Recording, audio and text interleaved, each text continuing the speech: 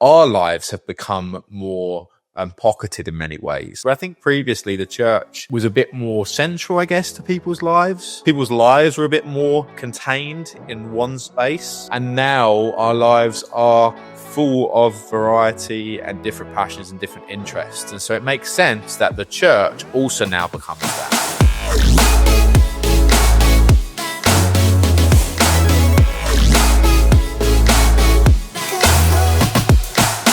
Well, welcome back to the Church Circle podcast. We're into season 3 right now, and I feel like this is becoming a place where I just bring my friends onto the podcast and we just chat with them. But I seem to have a very cool amount of friends, not the number, but the people that I do have as friends do very cool things.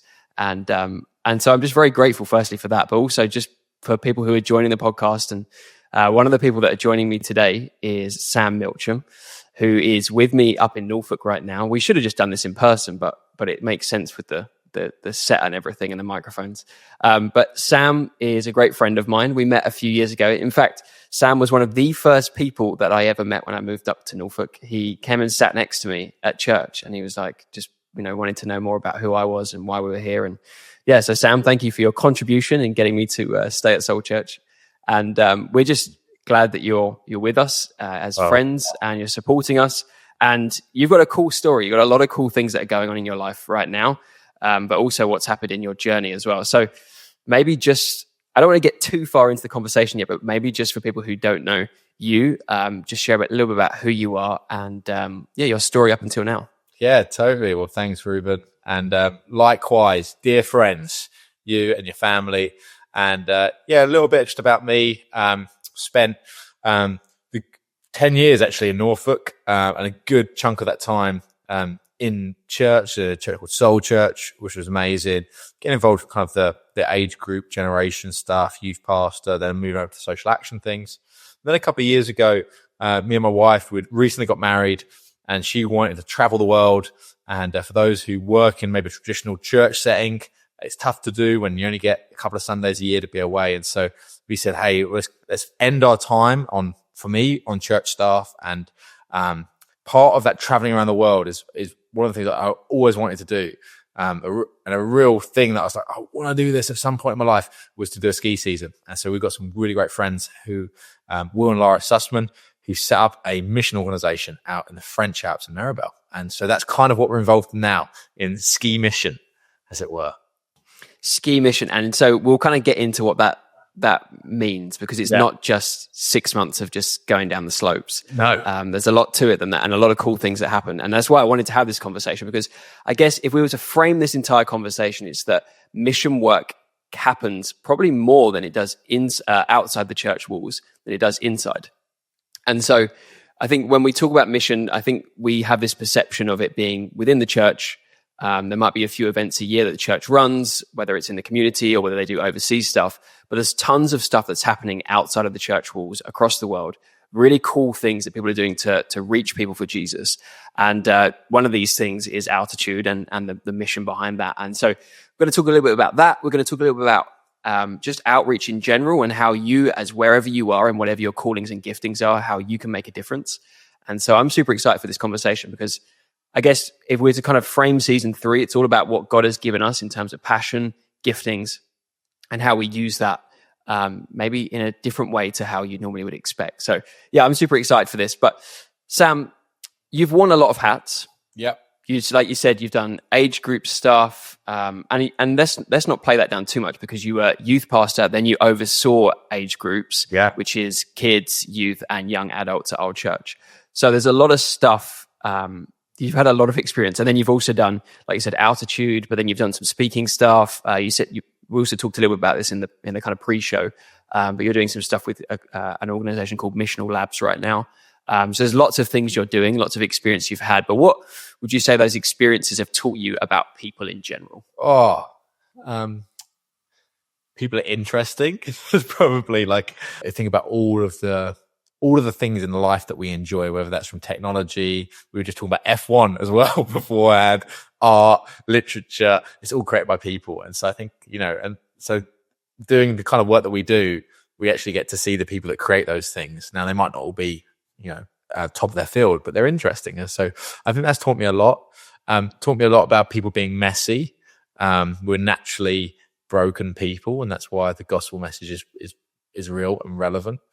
And I think also like the power of friendships. I've always just ended up doing stuff with friends and having good people ahead of me that can encourage me, some great mentors who've spoken to my life and committed to it. So there's a few things there, but I think, very much like that social capital really of the people that you know. And so that's kind of been a huge part of my story, and seeing God do amazing things through it. Yeah, I think one thing I've noticed about you is that you're keen to learn. Like, it doesn't matter what area you're in, you ask questions, whether you're just at someone's house for dinner, this is from my observations, or we were chatting to someone at church, you ask questions, but not necessarily because you're just being polite, but because you want to know more either about that person or about what makes them tick. And I think that's a really interesting thing to just observe, because you're just wanting to learn from people. And then I see that in now, like you said, like, what did you call it? Social capital, like how you've amassed those relationships with people is just, I feel like, through being inquisitive about their experiences, their lives, and building relationships from there, and then the opportunities present themselves from that. So it's really cool. And I also think as well, going into that, like, we live in a world of like, I've very much found when I started kind of in ministry, and I'm sure you had it as well, Reuben, of like that whole, I need to know everyone. And there's very much like a self-promotion kind of thing. And if only I know that person will open the gate for the next big thing. Does that make sense? I don't know if that's relevant. And I think like it's not that. Like, I always say, like, be friends with people that you actually connect with. I actually connected with you when I first chatted to you at church. I didn't know you doing all this cool stuff. I was like, oh, I actually like him. And I feel like, we had a lot of, we just bonded. Also in that, there are people that I just don't really get on with as well. And I'm not in like a anti-Christian way, just people that you just think they're cool, they're doing cool things, but we're just not. Okay, so I think that's a big part of it. It's just like finding people that actually find you fascinating. I'm like, wow. I love it when we go to the beach and you're like doing a creative project on the side. I'm like, man, we're like at the beach having a barbecue, but you brought, a flag to stick in the water. And you're like, yeah, I'm going to put this on social media. It's going to get millions of views. I mean, that's actually like, your brain works like that. And unfortunately it does. Yeah, I don't know if that's a good thing. Look, you're like, I've been thinking about this all week. And you're like, it's just going to be perfect. And I think, wow, that's amazing that's how your brain works. And so I think that's like probably a pitfall that I think I probably could have fallen into early on, of I need to meet the right people. And actually, I think that's rubbish. I think God brings the right people along and blesses those right friendships. And I think that's one of the ones we have. But I've got many other friends who I feel like, man, that was just a God-ordained friendship. That was just cool. And, it just blesses me. Yeah, I think I've experienced that in my own, I guess I would say, professional life as well, although I don't really like that word. But in terms of how I go about getting clients, for example, most of my clients are now relationship-based as opposed to promotional-based. So there'll be I know someone that needs this and I'm going to connect you with that person. Yeah. And so one of the best things that I think that I did in terms of my career was just to start building relationships without the expectation of it leading to work. And it's just like, oh, this is a cool person I want to get to know. And then, that might lead itself to business, but business was not the primary focus. The relationship was the focus. And I think you're right. I feel like if you knock on enough doors, God will open the right one. Yeah. And are you also a professional Christian influencer? Is that No.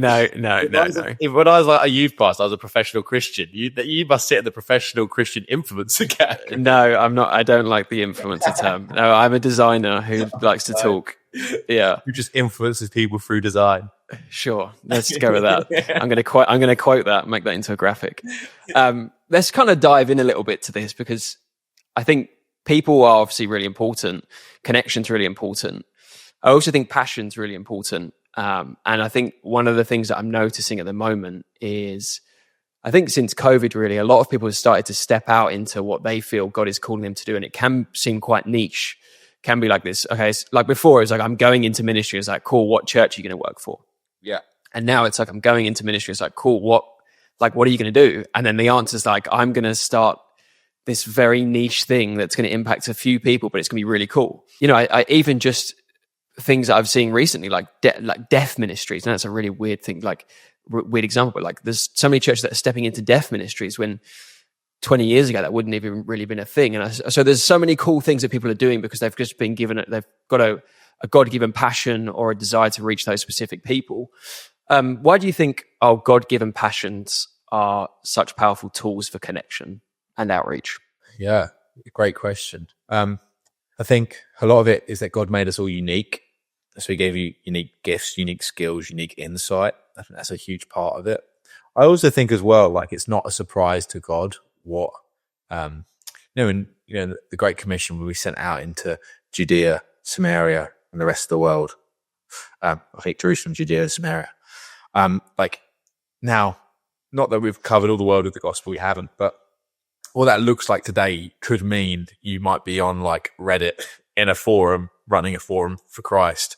It could mean that you're like, for you in like creative graphic designer space, it could mean you're in the literary space, in the sports space. And so, I think we're getting more aware that like our lives have become more pocketed in many ways. Like I do this on this night and I do this on this night. And this is a bit of who I am. And, there's all different interests. Where I think previously the church was a bit more central, I guess, to people's lives, or people's lives were a bit more contained in one space, if that makes sense. Yeah. And now our lives are full of variety and different passions and different interests. And so it makes sense that the church also now becomes that. And as a result, we see, the big church, not like Soul Church or, all the amazing churches around the country, but it's like the Christians, the body of believers now occupying spaces, which you think that's sick. Like there's a whole motorbike gang. I don't think they're called to a gang, but Christian motorcycle club. It's called.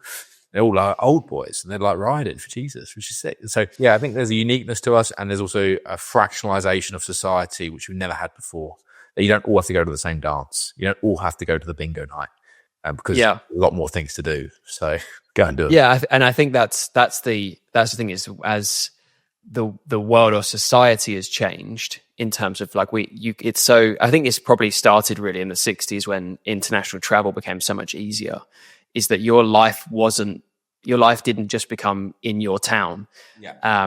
And you could now, and let's say the car as well, they've mentioned the car, but like those things helped your travel to be more than your 15-minute radius or your 10 miles or whatever it was. It was now like, okay, I can drive here, I can go here, then you're going to more likely to find a community of people that have kind of more special interests or specific interests. Yeah. And now in terms of social media, it's like even easier because you go onto Instagram and you've already got this tailor-made feed for you of things you might have an interest in. So it's not like the church has kind of decided this. It's like society has just decided that this is, or just in terms of technological advancements, we're now at this point where people can have what they're interested in at their fingertips and the church is adapting to that. And I think it's really cool. I think, there still is a huge point to the local church, the church being in a locality, reaching a city. And I think it's really important for people to be plugged into that. But I'm loving also seeing how people are able to use this like new technology, whether it's social or whatever it is, like to be able to reach people and do things that are very specific and niched. And I think you said this in kind of, I keep someone at the pre-show, but before we started recording, you said about like this idea that you have kind of like the church is more than just the service, right? Like it's like you said, the word minster, where it's like they're pioneering, which if you don't know, if you're not from the UK, minster or abbey or like that term is for like the collection of the church land. So it's like the church building, but then everything else that's in there and what that achieves. So back in the day, it was like you would have a hospital on site and you would have businesses on site. And the church was supporting those things. Yeah. And so it's almost like the church is moving back towards that model of being able to support all those different areas and different spheres, but kind of almost digitally now. Yeah, that makes sense. And we used to think like that was only like a Christian coffee shop and a bookshop. Like the Christian bookshop was on like every high street in the UK for a while. I know in America they're still huge, in Australia there's still big Christian bookshops, but we don't have them anymore in the same way. But it's like, okay, what does that look like today? And like, if you follow like in the UK, like Stream Studios or The Way, they're some of the largest like Christian digital producers. I don't know what but like there's content is out there everywhere, and it's being picked up, and like Christian TikTok, that's now a huge space. All crazy stuff goes on there, but I'm not on TikTok, so don't hate me. But yeah, I think that's so right. It's like, what does that look like? What's that reimagining look like? And I think, it has always been there. But I think we're just seeing such variety now, like from a deaf ministry to like a ski ministry, to surfers ministries, everything, and in between. Yeah. And so you're kind of experiencing that for yourself now in terms of altitude and the mission behind that. So maybe just explain how kind of because you'd been skiing before. It wasn't like you were like, I'm going to leave the church to go and do skiing. It was like you'd done skiing before, so you'd found a love and a passion for it. Yeah. So maybe just kind of explain how those two things kind of came together, and maybe a little bit more about what altitude does. Yeah, totally. Yeah. So it's funny. When I first went into ministry, our pastor invited me to take on the role as youth pastor, and I never planned to go into ministry. I kind of ended up doing an internship post uni. I had 5 years kind of heavily out of church, radically brought back in, kind of prodigal son moment. And then our pastor was like, hey, I want you to take on the youth ministry. And I was like, God, I don't know if I want to do this because I don't want to be poor for the rest of my life. Which is, a real thing if you're thinking about this. Right? And I was like, God, okay, I always want to have a roof over my head and I want to get a ski holiday in every year. So that was kind of like I was like, God, I'll do this, but this is the deal. I still need to ski because I don't think I can afford to ski if I work for a church. And God just honored that and through different miracles. Long story short, I had a trip booked. One of the lads I was going with broke his ankle. He had to cancel the trip. And I was like, God, I can't go on my own. And just did some Googling and stumbled across Altitude Mission in their first year running. So this was season 2018 to 2019. We run over the New Year's break, so it's always a bit. And just went out. And at that point, Will and Lara, our founders, they themselves had only been saved, kind of maybe 5 years before this. At this point, older couple had worked for 10 years in Maribel and just felt God was calling them to do something with this newfound faith in their resort. And so they said, well, let's just get a chalet and just invite every Christian that we know to come out for a ski holiday. That was kind of the start of it. Quickly, that snowballed. Because of their experience in resort, they knew that every season, lots of young adults aged between 18 to 30 years old head out to ski resorts across the world. They don't go just for a holiday, but they actually go to work there. So if you might see in the film Chalet Girl, that kind of thing. They go and work in chalets, chefs, working on bars, hotels, and they are pretty lost normally. They're going out for kind of like gap year experience, lots of partying, lots of drugs, lots of alcohol, and they're lost. And so they said, well, who's going to be a witness to them? Who's even just going to love on them? Who's going to care for them? And because there are these because it's like a holiday town, there's actually no mental health support. Like if you have a mental health breakdown in Maribel, there is no medical support there. Like you're going to have to go for at least an hour to get somewhere. With the lifestyle that they live in, also people end up there because for a whole host of reasons. But we would say if you're in the mountains, you're running away from something, and that's generally true.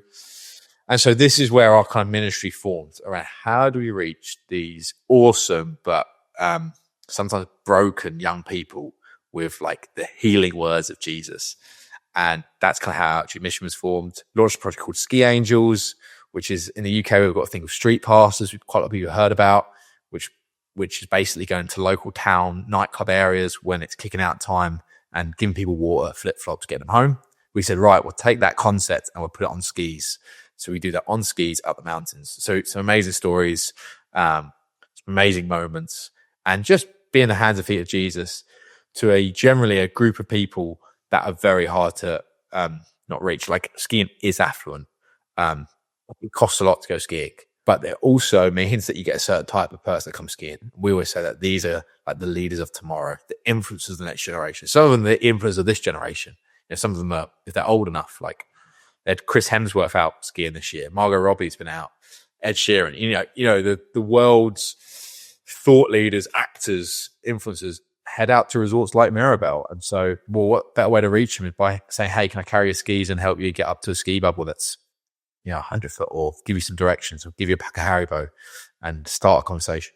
Yeah, and I think this is what I find really cool about this stage we're in, is that it started from people just having a passion for something that was, let's say, secular, or something that was just regular. It was just a hobby, right? Like, yeah, they're just there, and then they found God, and then God said, "Go here, like use what I've like the things you enjoy. Yeah, stay there and reach people." And like, it wasn't like, God.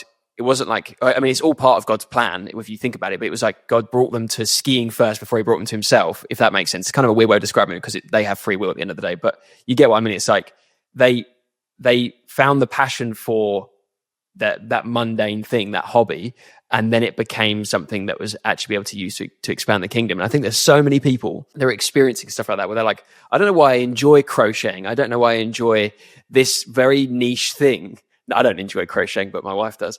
But like all these like niche things. And it's like, well, maybe the reason that God gave you the want to do that, or the skills to be able to do it, is so that you can then reach people who have a similar interest to you.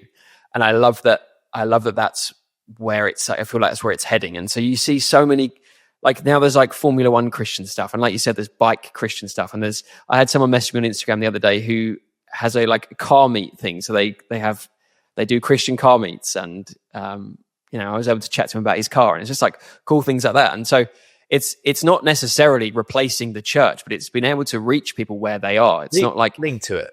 It's adding to the beauty of the church, because what happens is you end up turning up at a passion that you have. So whether that's cars, whether that's Warhammer, sure, there's probably Christians who play Warhammer.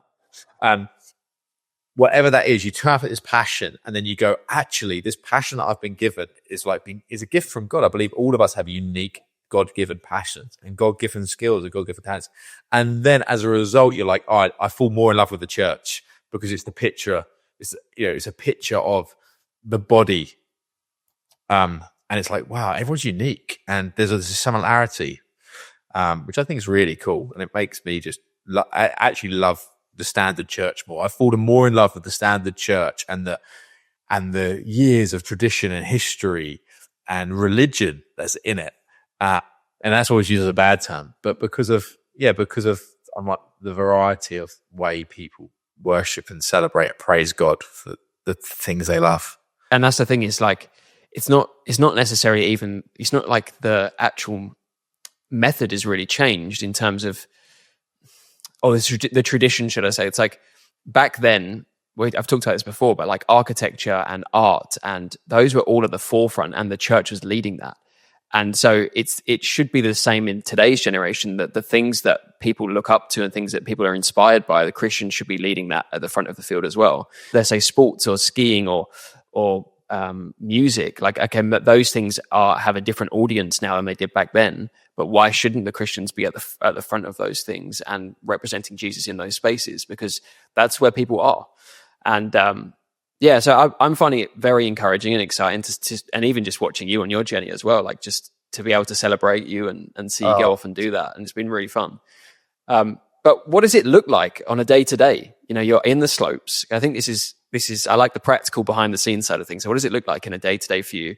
Yeah. You go there for 6 months, right, of the year, like you said, over that crossover period into the new year. What does it look like?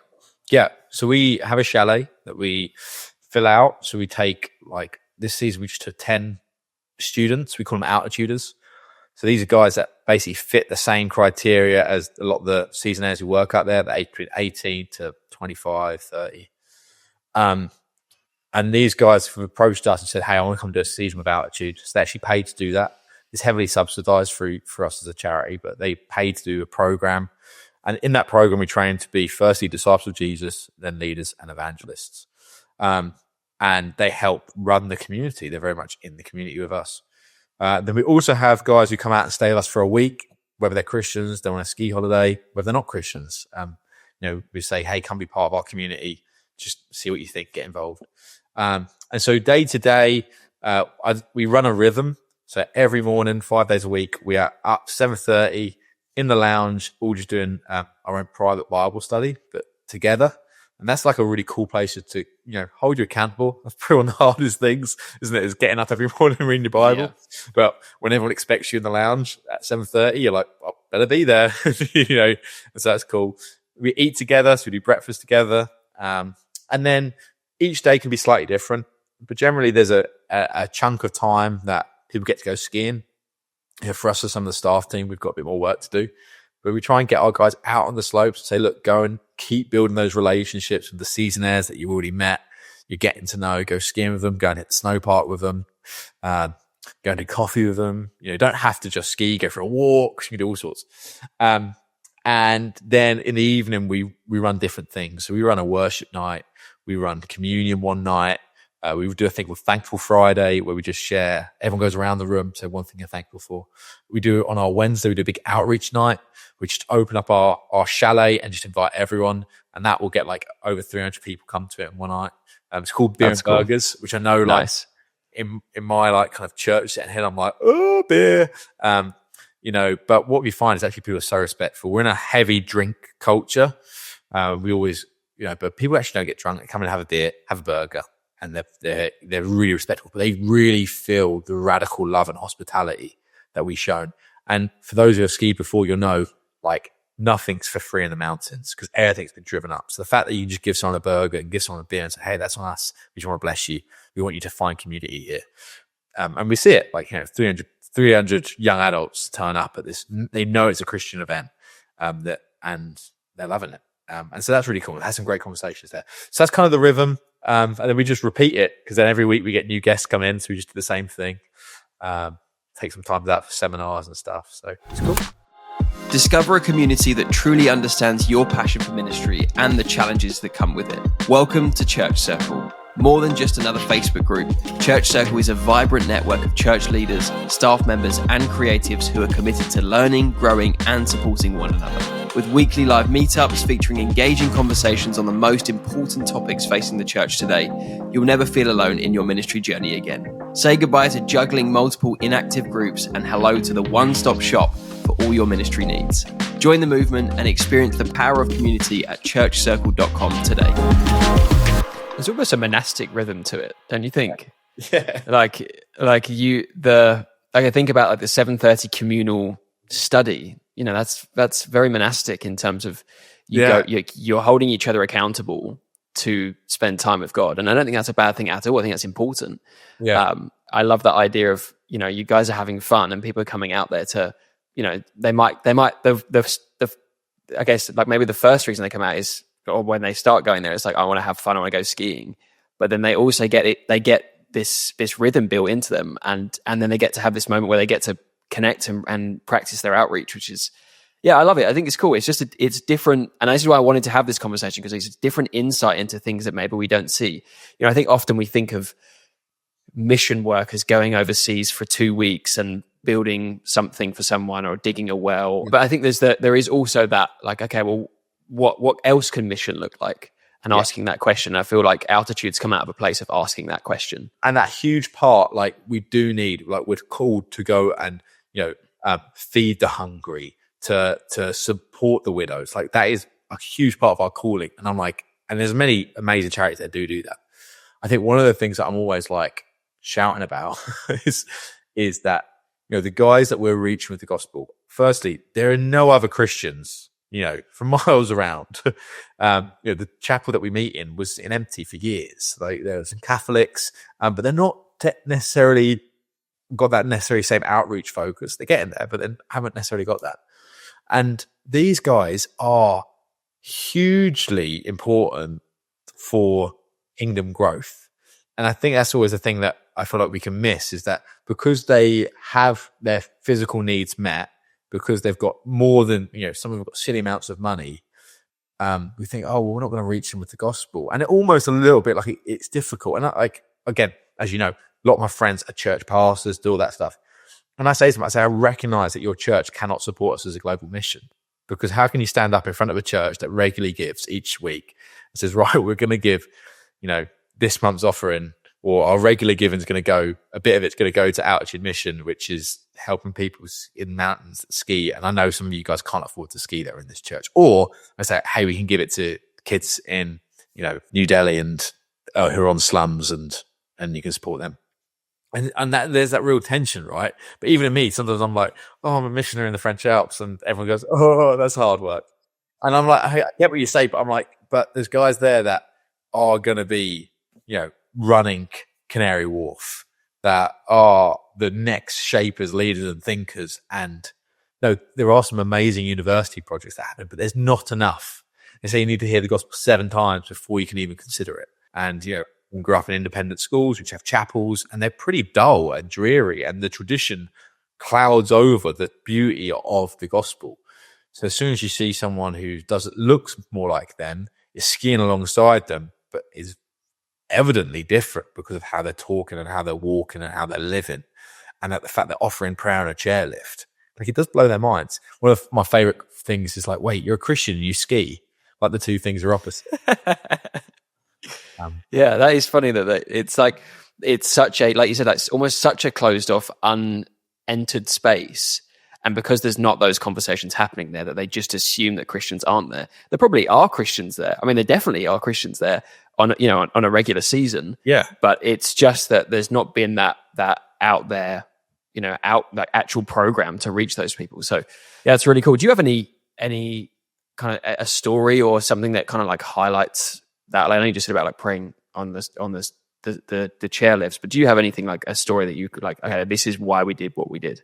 Yeah, I've got a couple. I think there's a good framing story. Is that all right that I can just share? Yeah. And then that will help lead on. So it's not even actually our story, but there's a lady who's now in her 70s, and she became a Christian because when she was like in her 20s, she was doing a season in a place called Zermatt, which is Switzerland.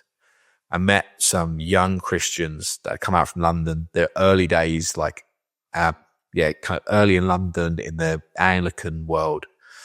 And she got chatting to them in a lift queue, going up for a lift. And she then became a Christian because of that encounter.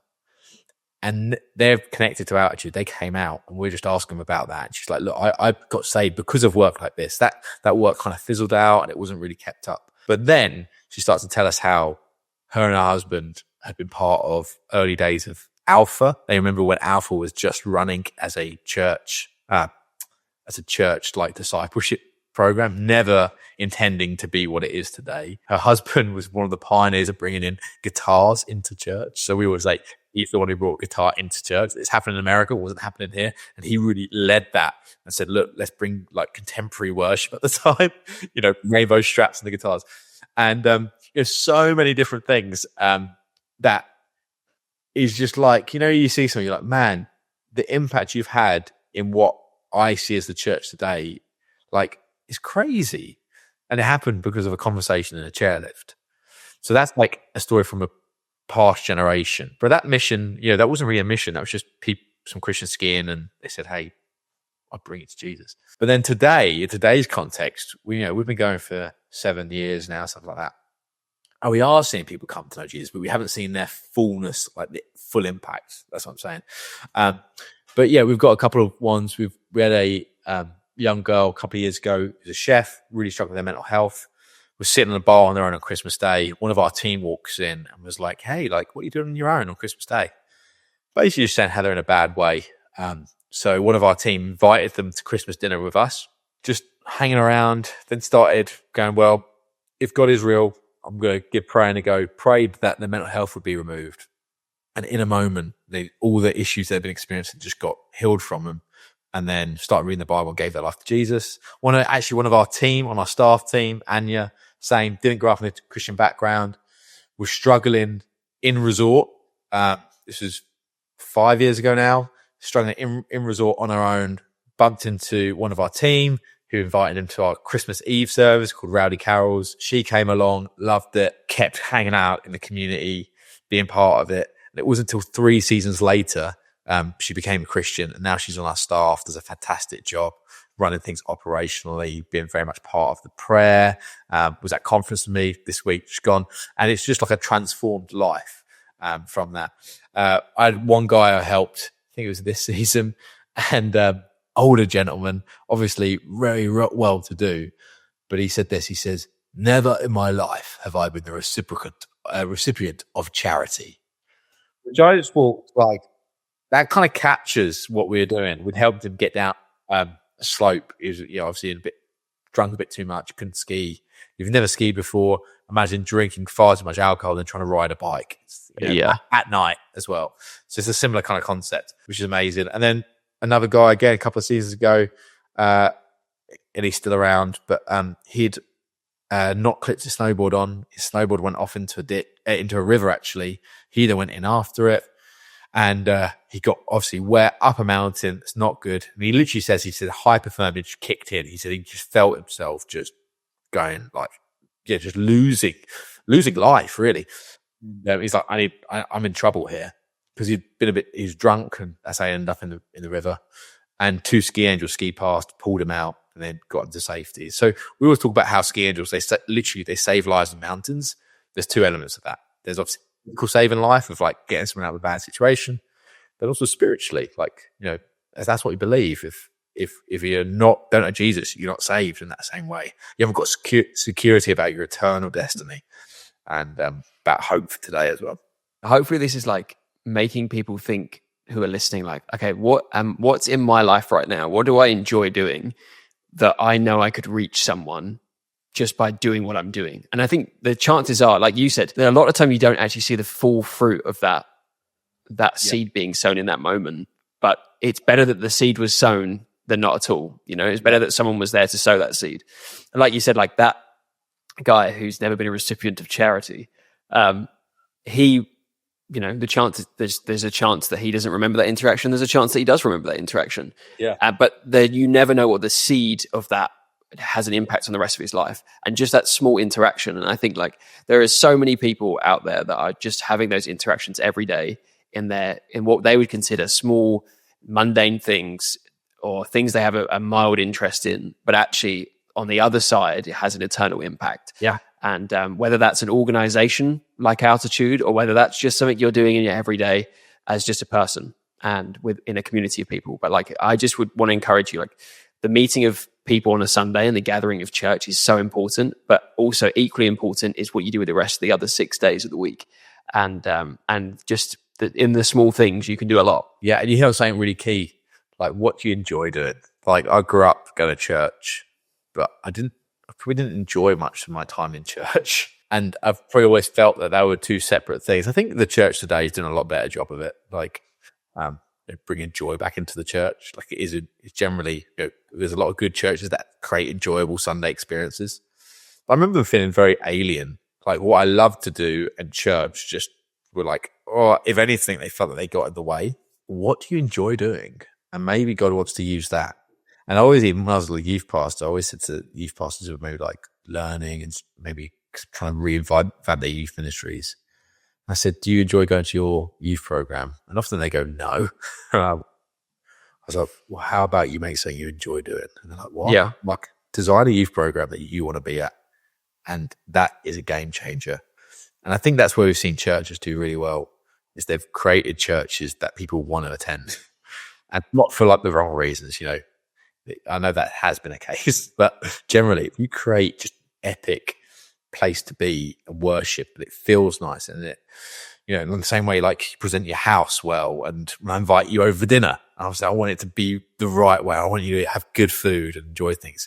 And for too long, we maybe got things wrong in our programming and in our communication styles, and we forgot that we're fickle beings that need to enjoy things, and that fun is like a huge part of. I think God's fun. I think heaven will be fun, and then like, heaven that isn't going to be fun and enjoyable. No, exactly. And you don't.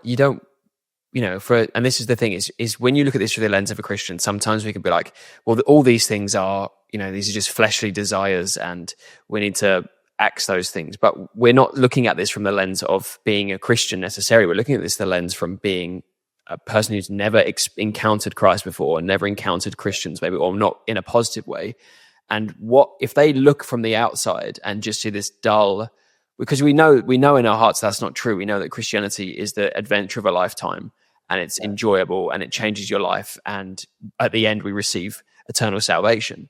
But from someone looking in, if they just see this dull grey person that has no fun, they just assume that that's what awaits for them on the other side. Yeah, you're right. There is an element of bringing joy back, but that doesn't also mean it doesn't have to just be in church. It can be in your everyday life. Every day. And and how do you reflect that to other people? And yeah, I think so much of that is just like what you connect with other people about, and just being able to have fun and have a laugh. And I think that's something I've been learning over the last few years of like, you don't have to take yourself so seriously all the time.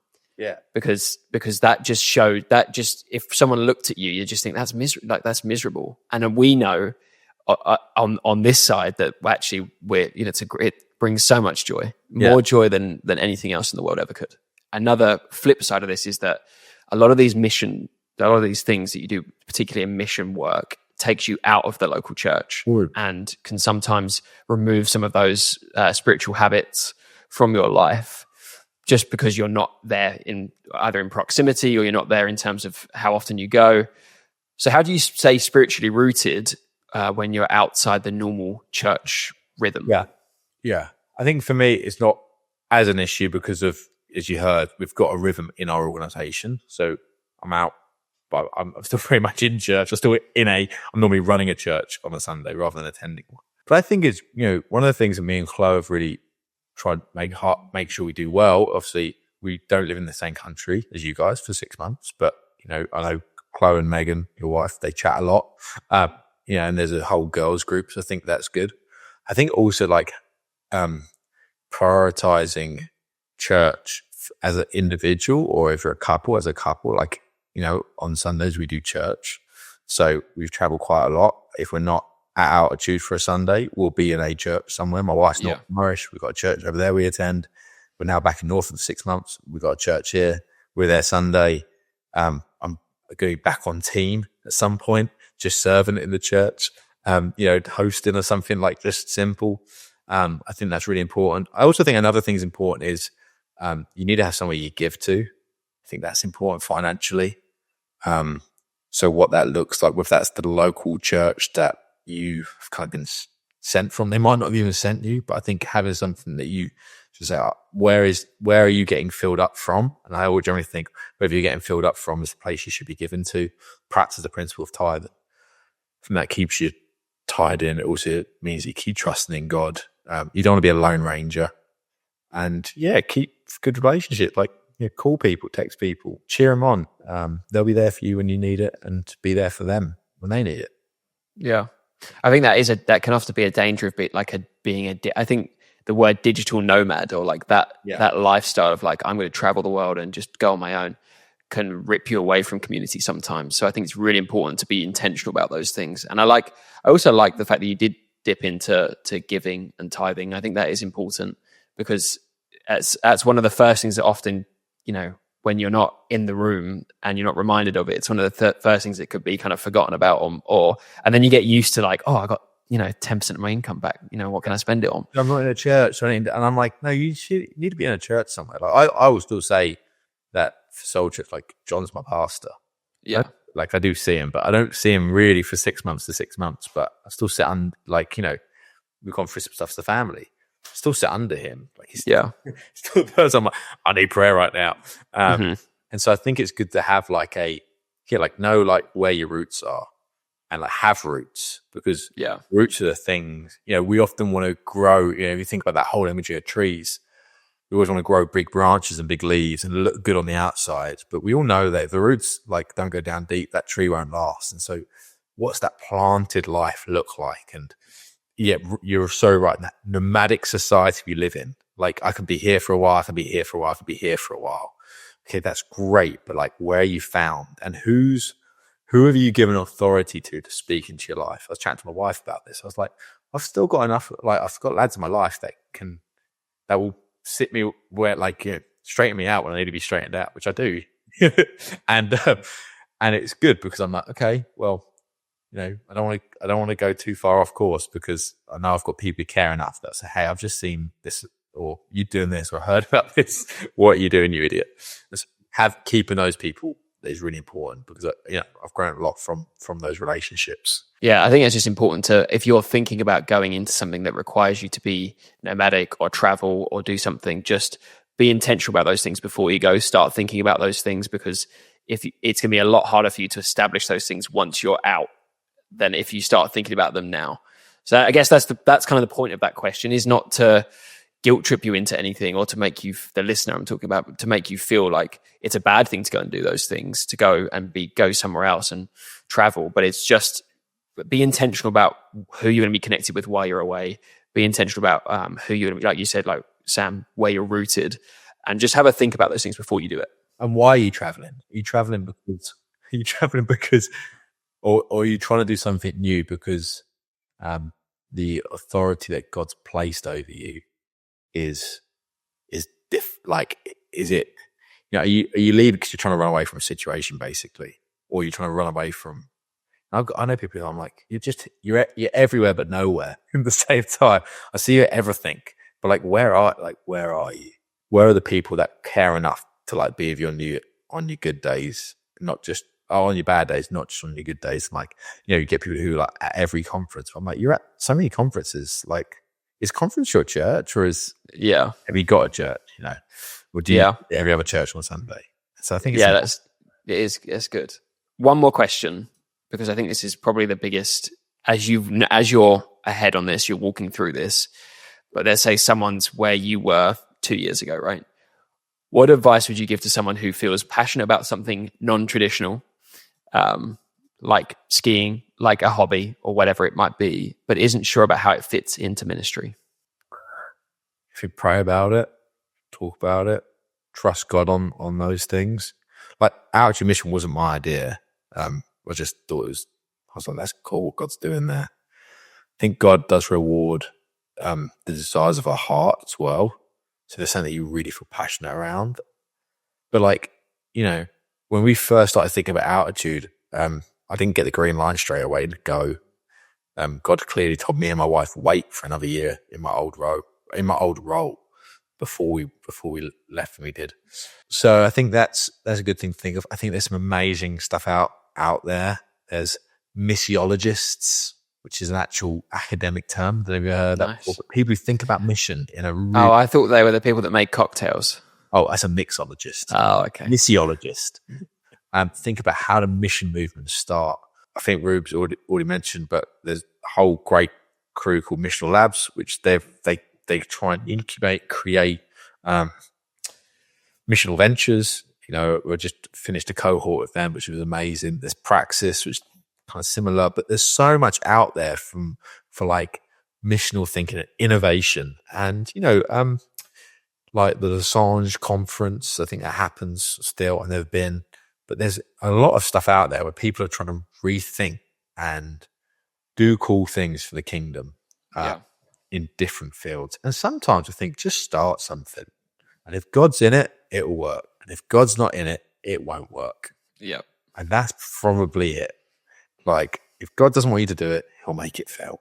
And if God wants you to do it, he'll keep you doing it. And it's simple. Yeah. No, it's a good point. I think you can, like there is an element of, you got to knock on the doors. And I think this is the same in anything. Like, I think this is one of those, this is that dating argument, right? Of like, sometimes you have to go on dates to find out if they're the right person before you decide, like, okay, we're going to move forward in a relationship. And sometimes that date ends up being not very good. And you're like, okay, I'm glad we just did the date and we're going to close that thing down. And sometimes we're so heavy on this has got to work because it's, this is for God's glory. And it's like, sometimes in the failure as well, God gets the glory because he decided that wasn't his will. Yeah. And so he still gets the glory even in the failure. Yeah. And so I think that's, like if you're thinking about it and you're like, oh, I don't want to go into this mission because I'm worried it's going to fail. Well, might be a good thing. Maybe that means that God doesn't actually want you to do it. But at least you tried. And when you're in it, it looks like you fail all the time. Yeah. Like, that's the reality. It looks like it's all like, no one else knows the headaches. All I'm doing is problem solving. And as a team, it's all we do is problem solve and try and overcome adversity time and time again. So to the standard person, it looks like on the outside, it's like, wow, you really thrive it. But inside, you're like, I'm just fixing problems that seem to keep arising out of nowhere. And so I'm sure people look at you, Reuben, and go, wow, he's doing some amazing things. But you're just plodding away. I am. I absolutely am. It doesn't feel like these big wins. Yeah, on some days it definitely feels like I'm plodding. You go backwards more than you go forwards. But I think God breathes on it, and thankfully there's people like myself who think you're amazing. Keep going, Reuben, and you're like, really? This feels tough. but we see God moving in those places. I guess some takeaways would be give it a go first. If you feel like, pray about it, seek counsel on it, give it a go. If that's something you feel called to do in terms of starting a mission or looking into doing that. And then if you're not, and you just want to see other people thrive, just encourage people and champion people in that. And so how can you support people that you think would be really good to step into missional work? If you've got a friend who you know is really good at conversations and they have a hobby, maybe encourage them to step into something like that.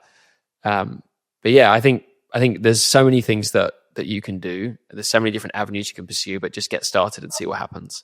And that old adage that just so cheesy, but is true: do your best and let God do the rest. Come on, you should put that on like a graphic or something. I feel like it's so cheesy. I've put some cringy stuff out in my time, but I think that would be the number one. Well, Sam, thank you so much for joining us. So we chatted for so long. Thank you for just being able to spend some time and share with us. But how can people know more about Altitude, what you're up to? What's the best way to get connected through that we've got stuff? a couple of things. There's a really good video called Why Do We Ski Angel on YouTube. You can check that out. It kind of captures a bit of what we do. And then www.altitudemission.com. If you want to come out and see us, go through there. And then, you can also find me via that as well. Get connected. Love to chat, love to pray. Love to open scriptures if you want to do that. We don't really talk much about scripture, which I'm always like, I'd love it when people in podcasts talk about scripture, but we didn't do that today. So sorry, I feel like we should have allowed time for that, but this was meant to be a 30 to 40 minute podcast. We're at 53 already. So maybe we'll have to do a part 2. Maybe. Or maybe it's something we do on the Church Circle platform at a later date, but we'll keep you in the loop because I think there's definitely more stuff we could talk about. I skipped like 3-4 questions. So this is how you know we're actually friends in real life, is when we just go off on tangents and not just have everything scripted. Not that it is scripted, but you know what I mean. Anyway, I'm getting off on point again. And hopefully this has inspired you, or at least encouraged you to think more about what you can do in your sphere, in your world, and what the God-given talents that you have in your life. But yeah, thank you. This has been the Church Circle podcast, and we see you on another episode very soon. See ya.